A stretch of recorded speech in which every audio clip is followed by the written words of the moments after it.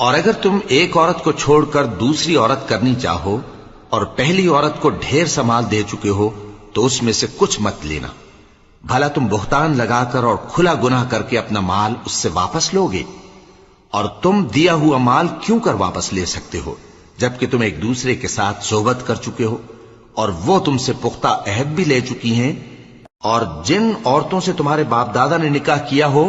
ان سے نکاح نہ کرنا مگر جاہلیت میں جو ہو چکا سو ہو چکا۔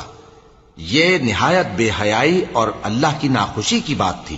اور بہت برا دستور تھا۔ تم پر تمہاری مائیں اور بیٹیاں اور بہنیں اور پھوپھیاں اور خالائیں اور بھتیجیاں اور بھانجیاں اور وہ مائیں جنہوں نے تم کو دودھ پلایا ہو اور رضائی بہنیں اور ساسیں حرام کر دی گئی ہیں، اور جن عورتوں سے تم خلوت کر چکے ہو ان کی لڑکیاں جنہیں تم پرورش کرتے ہو وہ بھی تم پر حرام ہیں۔